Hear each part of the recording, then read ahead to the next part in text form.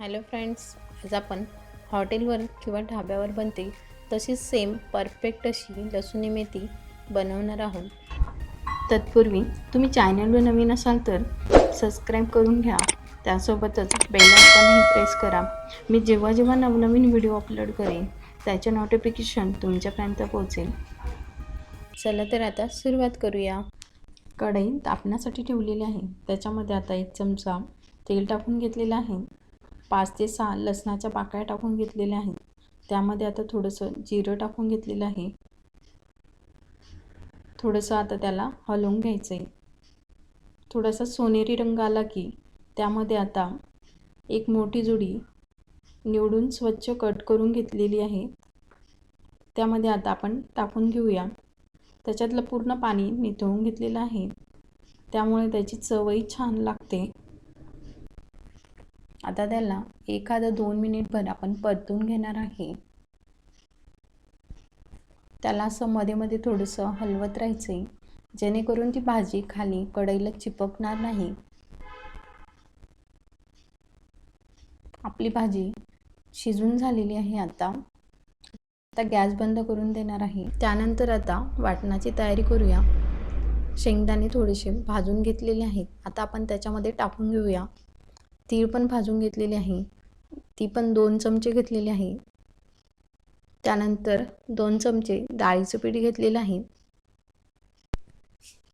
हे सर्व आता आपण मिक्सरमधून बारीक करून घेणार आहे.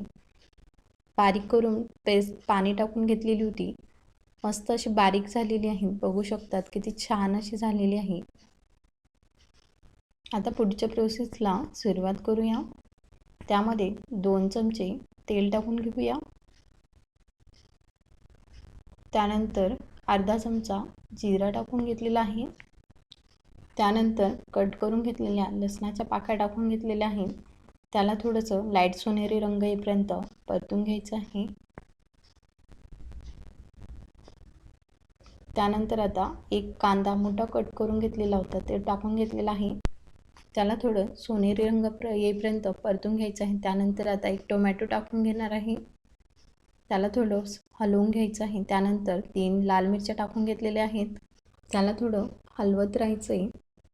1 मिनिटभर आपण त्याला परतून घेतलेलं आहे. त्यामध्ये आता वाटण टाकूया.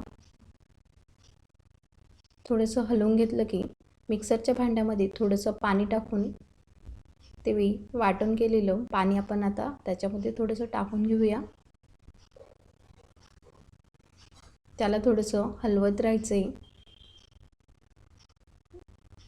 त्यानंतर आता आपण त्याच्यामध्ये मसाले ॲड करणार आहोत.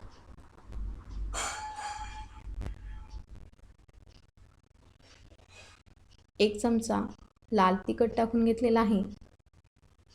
त्यानंतर चवीपुरती हळद टाकून घेतलेली आहे.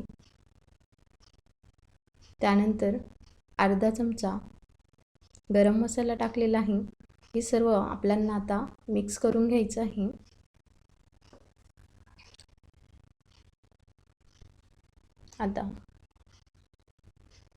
आता सर्वात शेवटी आपण मीठ टाकून घेणार आहे.